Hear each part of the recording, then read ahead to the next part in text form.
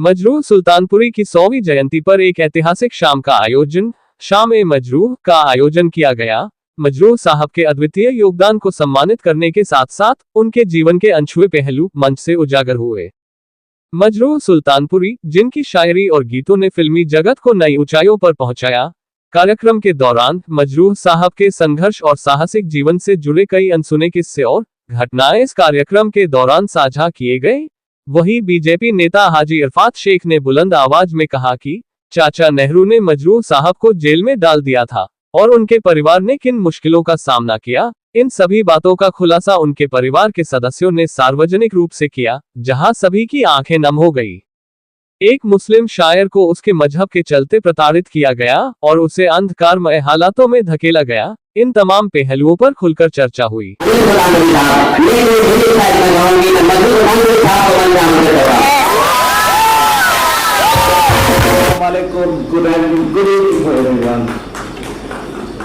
मैं actually I am overwhelmed right now. कुछ ऐसी बात हाजी रहमान साहब ने छोड़ी जो बिल्कुल बिल्कुल हो गई और एक चार जुड़े हो गई है। मुझे अचानक एक उनका शेर याद आ रहा है जो ऐसा लगता है जैसे मेरे लिए ही कहा है। I am sorry for my tone despair. वो कहते हैं कि मैं हजार शक्ल बदल चुका चमने जहां में, सुन ए सबा। मैं हजार शक्ल बदल चुका चमने जहां में, सुन ए सबा। ये जो घूम रहे हैं हाथ में, ये मेरा मस्तिष्क जिगर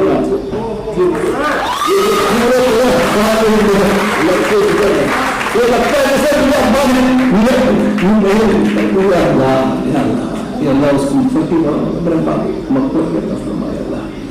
I'm so sorry, but मुझे ये बात का यकीन है और आप सब भी ये सब समझ सकते हैं कि जब किसी औलाद को अपने बाप के लिए बहनता प्यार हो, मतलब वो प्यार की कोई हद नहीं हो, कोई ना कोई आ जाता है इस बेड़ा को तुम्हारे बाप की पूरा करने के लिए। उससे में अल्लाह का नाम, जुबान पे माँ बाप का नाम, सभी भाइयों बहनों को दोस्तों को अजयारा मस्जिद का सलाम।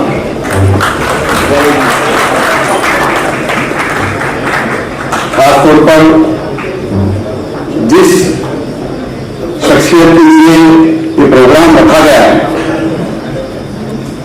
उनके उधर के बादशाह मजरूह सुल्तानपुरी जी के लिए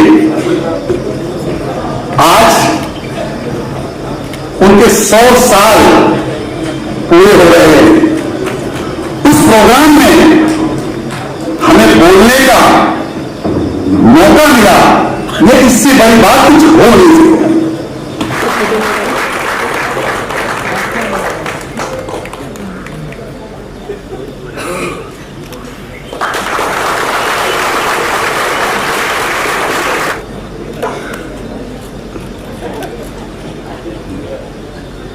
बहुत ही दिलचस्प दिखता है कि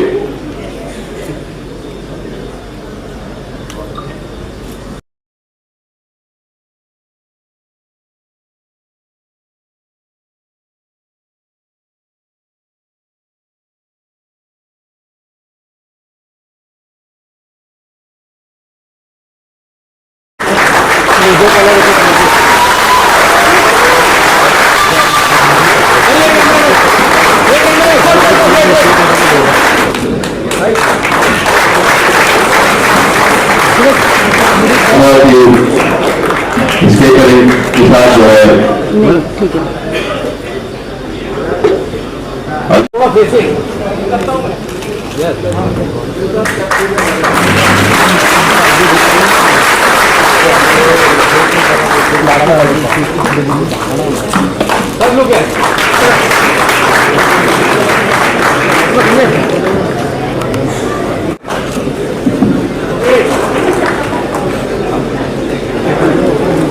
सर हमने तो शुरू किया कि अब्बा का जश्न है, हम करना चाहेंगे। हम पहले नहीं कर पाए थे कुछ वजह से, मुझसे अब कर लेते हैं, तो किया हमने। लेकिन इससे क्या हुआ, हाजी अराफात साहब का आना यहाँ तय नहीं था, वो ऊपर वाले ने ये रास्ता बनाया।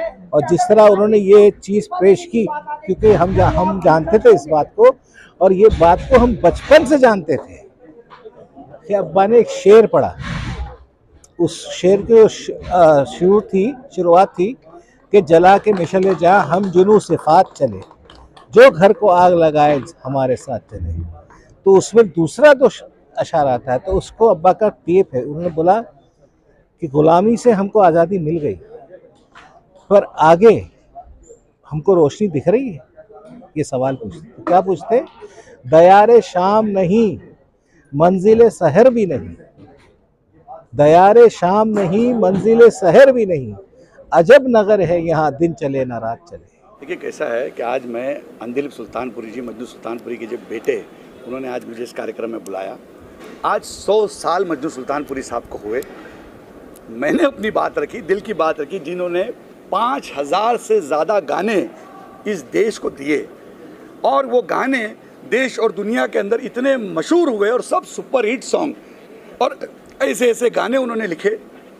मेरी दिल की एक उड़न थी कि एक उत्तर प्रदेश से, सुल्तानपुर से एक व्यक्ति आता है, मुंबई शहर के अंदर बांद्रा में बसता है और लिखता है कि मैं तो चला था जानिब मंजिल मगर लोग आते गए, कारवां बढ़ता गया।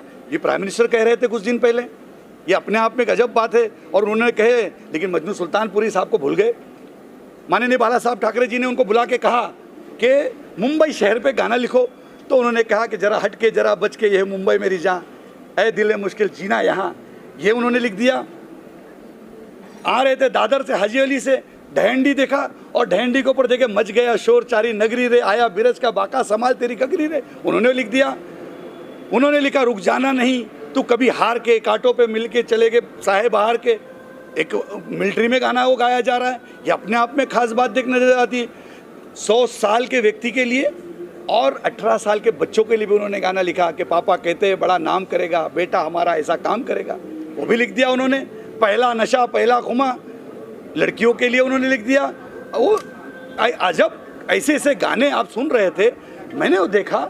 और इतने सारे गाने लिखने के बाद, इतनी बड़ी बड़ी शायरी लिखने के बाद, मजनू सुल्तानपुरी इस देश को याद क्यों नहीं रहता? कंगना रावत याद आ गई पर मजनू सुल्तानपुरी याद नहीं, अजय देवगन याद आ गया पर मजनू सुल्तानपुरी नहीं, अक्षय कुमार याद आ गया पर मजनू सुल्तानपुरी नहीं, क्योंकि वो मुसलमान है। क्या कसूर है मजनू सुल्तानपुरी का?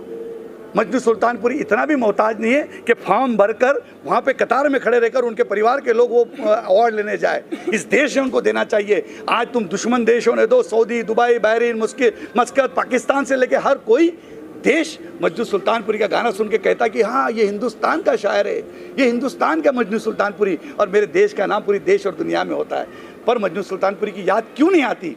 ये मेरी कुड़न थी, ये मेरी बात थी। और मैं महाराष्ट्र के मुख्यमंत्री जी से, महाराष्ट्र के उप मुख्यमंत्री जी से और आशीष शेलार जी से कहूँगा कि आज इतनी बुरी बात है, ना उनको पद्म भूषण दिया गया, ना पद्मश्री दिया है, ना उनको हिंदुस्तान में एक सादा चौक तक के नहीं दिया। इससे बुरी बात कुछ हो नहीं सकती। कम से कम महाराष्ट्र के मुख्यमंत्री और आशीष शेलार जी से कहूँगा कि बांद्रा के रहवासी है, मजनू सुल्तानपुरी जी को एक चौक तो दे दो, कम से कम उनकी याद में। वो कब्र में से भी दुआ देंगे, वो इंतज़ार कर रहे कोई आएगा और मेरी आवाज़ उठाएगा और मुझे हक और न्याय दिलाएगा। ये 100 करोड़ लोगों की आवाज़ है। कलाकार जो होता है वो किसी जाति धर्म का नहीं होता, जाति धर्म से परे होता है। कलाकार ने इतनी बड़ी कलाकारी, मोहम्मद रफ़ीक साहब ने जितने लगभग गाने गाए वो मजनू सुल्तानपुरी जी के गाए। लता मंगेशकर जी ने जितने गाने गाए लगभग मजनू सुल्तानपुरी जी के गाने गाए। ऐसे कई गाने, एक अशार पढ़े और हमारे चाचा नेहरू को गुस्सा आ गया और चाचा नेहरू ने उनको 2 साल के लिए जेल डाल दी। ये अजब बात लगी। फिर एक बार जब वो छूट के आए, उन्होंने अपना लिखना बंद नहीं करा।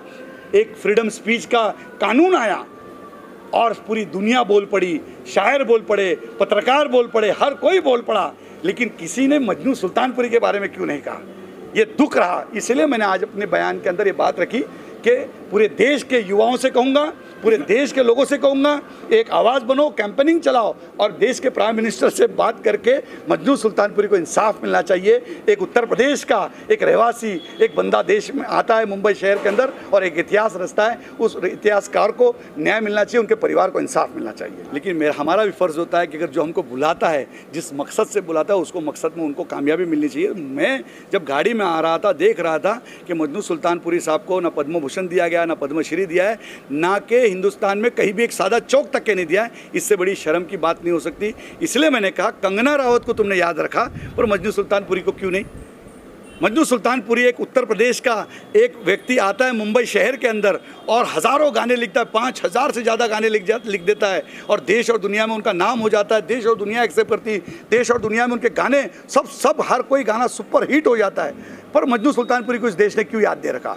फ्रीडम स्पीच का अगर कभी हम कह रहे आज बोलने का जब हक मिला, वो मजनू सुल्तानपुरी की देन है, क्योंकि चाचा नेहरू के बारे में उन्होंने एक बात कही और वो बात कहने के बाद 2 साल उनको जेल डाल दिया गया और उसके बाद ये कानून आया कि हर कोई बोल सकता। तो कोई, मैं हिंदुस्तान के तमाम शायरों को कहूँगा, तमाम कलाकारों को कहूँगा, तमाम पत्रकारों को कहूँगा, तमाम स्टूडेंट को कहूँगा, हिंदू मुसलमान सिख ईसाइयों को कहूँगा, जो लोग और देश के सरहद के पास जो हमारे बैठे हुए सोल्जर्स, उनको भी कहूँगा कि आप ये मजनू सुल्तानपुरी की आवाज़ वीडियो बना के भेजिए। देश के प्राइम मिनिस्टर को कहूँगा कि आप मजनू सुल्तानपुरी को इंसाफ दीजिए और कहीं ना कहीं वो इंतज़ार करे, अपनी कब्र में से इंतज़ार करे, कोई तो आएगा और मुझे इंसाफ देगा। देखो, नहीं मानने का सवाल ही नहीं उठता साहब। इतना बड़ा नाम, खुद प्राइम मिनिस्टर उनके बारे में कुछ दिनों पे कह रहे थे, मैं तो चला था जानी पे मंजिल मगर लोग आते गए, कारवां बढ़ता गया। ये इस दिन के लिए उन्होंने शायरी लिखी थी। मुझे यकीन है हज़ारों लाखों लोग इस शायरी से जुड़ेंगे और प्राइम मिनिस्टर को उनको इंसाफ देना पड़ेगा।